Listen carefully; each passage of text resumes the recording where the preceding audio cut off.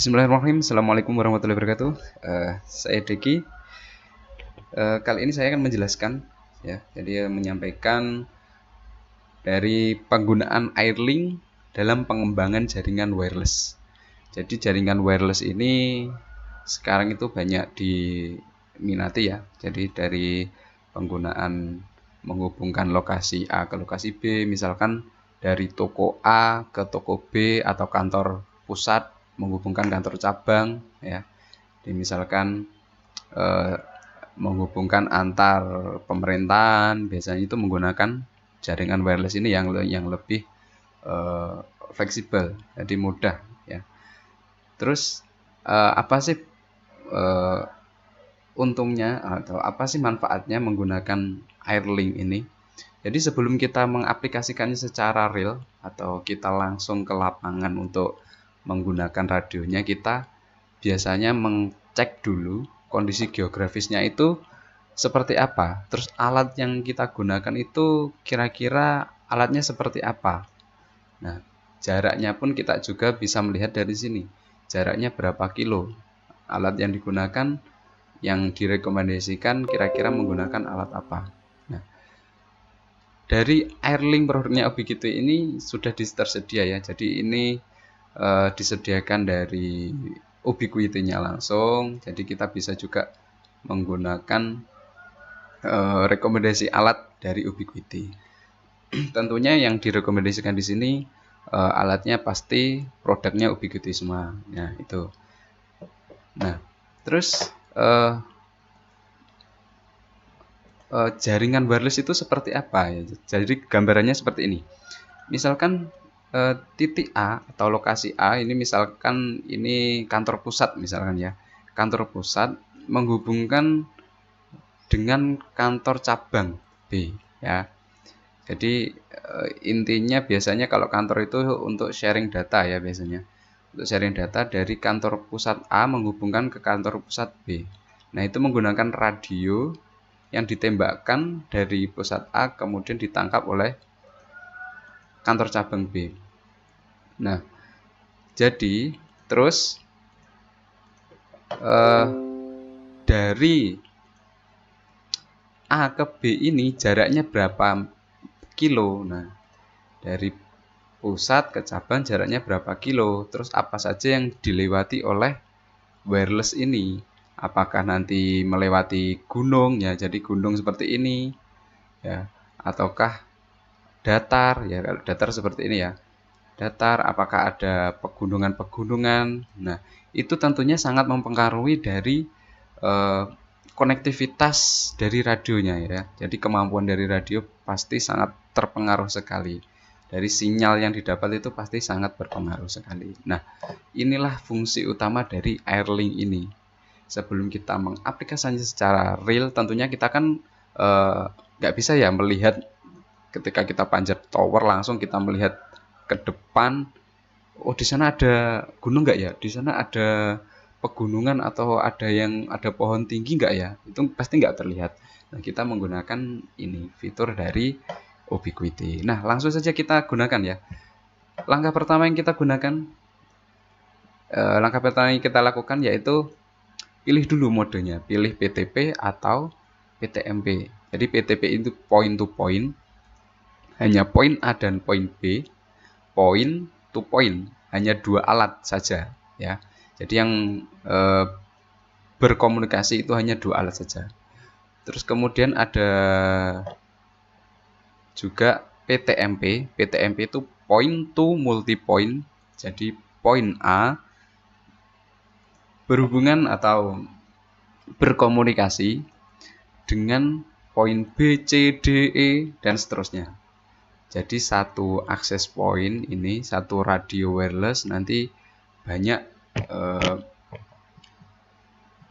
dikonekkan dengan banyak akses point, ya. Jadi misalnya seperti ini, ya. Di sini ada C, misalkan seperti itu.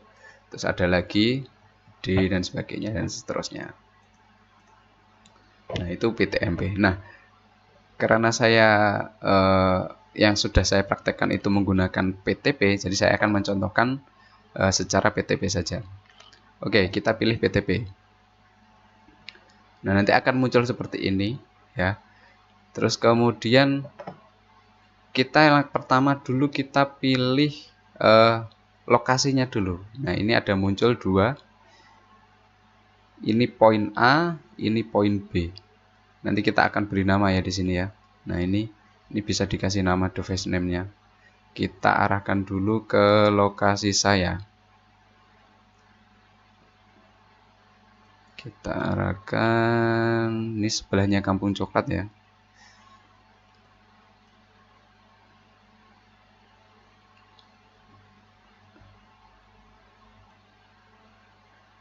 Oke, ini saya arahkan di tower pusat saya ya. Kira-kira di sini. Nah, kita kasih nama poin A. Oke, kita poin A, terus kemudian kita ke poin B.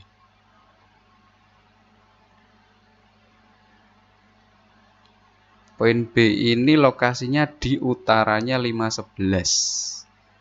Markas 511 ya, Yonif 511. Karangtengah. Nah, ini. Kalau nggak salah itu di sini. Ini usahakan titik poinnya itu pas dengan tower yang kita pasang ya. Usahakan pas, kira-kira di sini. Ini pas utaranya Republik 8 ya. Kita taruh di sini. Ini poin B, kita kasih nama poin B.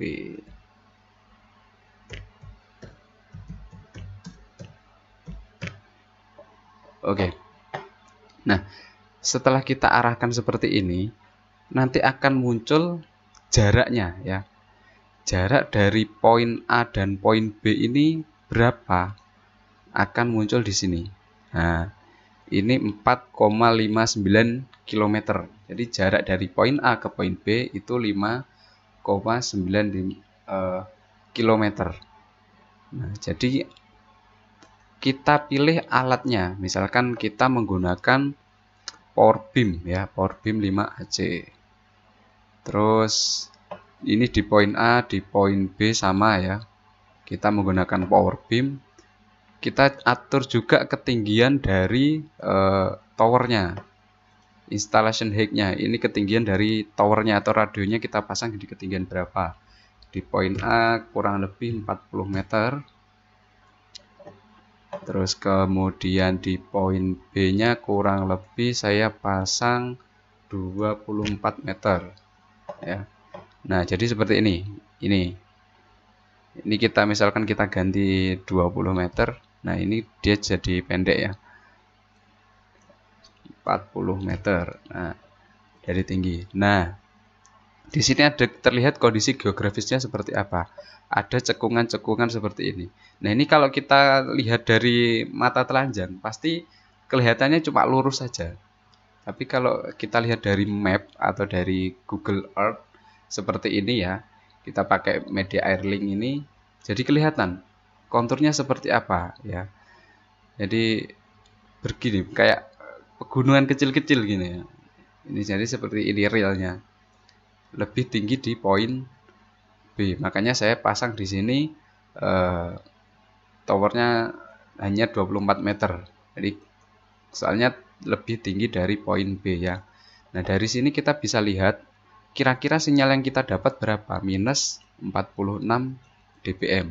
Nah, ini semakin kecil semakin bagus sinyalnya ya. Jadi minus 40, minus 35 itu semakin bagus. Semakin tinggi semakin jelek ya. Terus kemudian kita lihat ya dari radio saya ya. Ini kebetulan saya radionya itu menggunakan produknya Mikrotik, tapi sama saja sih ya. Kita coba lihat.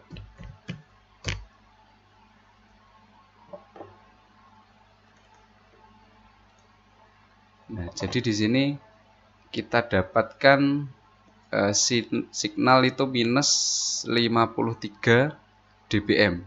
Jadi beda tipis lah ya kalau tadi. Terus dengan distance-nya, oh distance-nya nggak jalan. Kita buka radio yang satunya.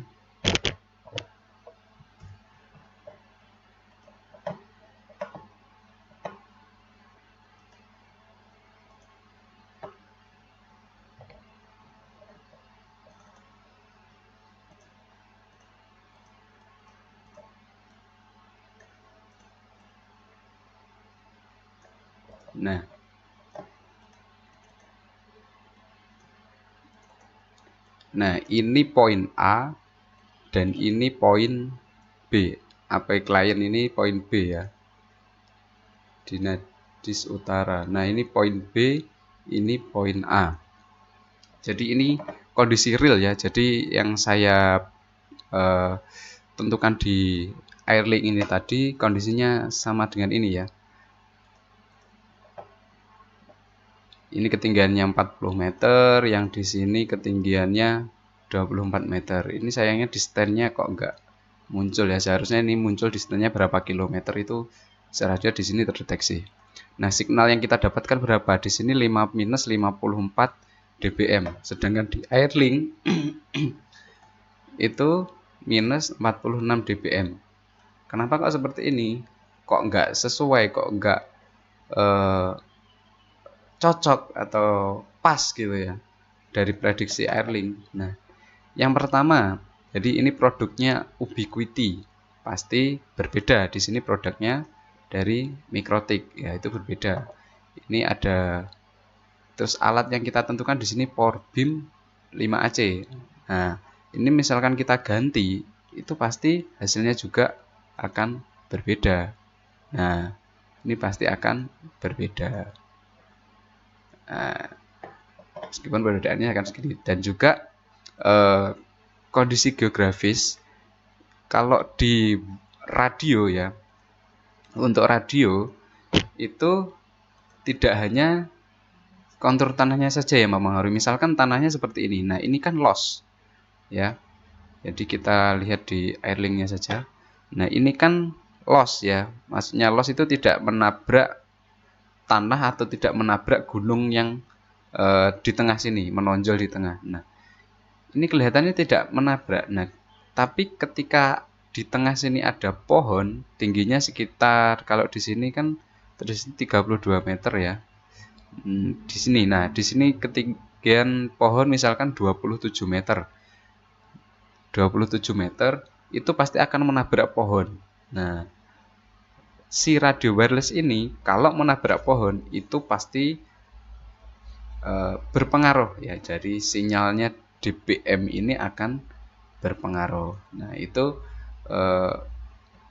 jaringan wireless itu seperti itu. Jadi tidak hanya kondisi geografis tanahnya saja, tapi juga dari kondisi di atas tanahnya itu ada apa. Misalkan ada gedung tingginya 50 meter, nah pasti akan menabrak gedung itu. Tapi kalau gedungnya di Google Map atau di Airlink ini tidak akan terdeteksi. Jadi gedung, bangunan di atasnya, pohon itu tidak akan terdeteksi di sini. Nah, itu kita mengira-ngira sendiri dari jarak poin B ke gedung itu kira-kira berapa kilo, terus kemudian tingginya gedung itu berapa kilo. Nah, hasilnya apa setelah kita lihat di Airlink ini, hasilnya apa? Oh, jadi kita harus membuat tower sekian tingginya untuk mendapatkan hasil sekian. Jadi misalkan towernya ini lebih rendah, misalkan 20 meter, pasti hasilnya akan seperti ini. Nah, hasilnya akan seperti ini. Terus kemudian kalau ada pohon di tengah sini, pohon kan sekarang tinggi-tinggi ya. Misalkan pohonnya itu 20 meter, 25 meter itu ada pohonnya. Jadi di sini 19 meter aja sudah menabrak pohon di sini. Nah, pasti kan kurang maksimal hasilnya. Hasil dari sinyal yang didapatkan. Berarti kita harus meninggikan towernya, meninggikan lagi ke 30 meter misalkan. Nah, 30 meter ini sudah los apa belum, sudah di atas pohon apa belum. Jadi kita kira-kira di sini. Nah, kalau kita sudah mendapatkan di angka aman, ketinggian di sisi A 40 meter, ketinggian di sisi B 24 meter. Nah, baru kita bisa menentukan alatnya yang kita gunakan yang cocok seperti apa. Nah, itu jadi penggunaan airlink itu kurang lebih seperti itu. Nah, jadi kesimpulannya seperti itu. Dalam pengembangan jaringan wireless itu diperlukan alat seperti ini ya. Jadi airlink itu sangat membantu sekali dalam pengembangan jaringan wireless. Karena dengan tidak adanya ini kita juga tidak bisa melihat kondisi tanah itu seperti apa, kondisinya yang akan dilewati di atas itu jaringan wireless itu seperti apa, pasti kita akan kesulitan, agak sulit ya. Dengan adanya ini kita sangat dimudahkan sekali dalam penentuan alat dan juga penentuan ketinggian wireless, radio wireless yang harus kita pasang. Nah, mungkin cukup itu penjelasan dari saya. Mungkin ada salah penjelasan dari saya, mohon dikoreksi. Ada kurang lebihnya mohon maaf. Wassalamualaikum warahmatullahi wabarakatuh.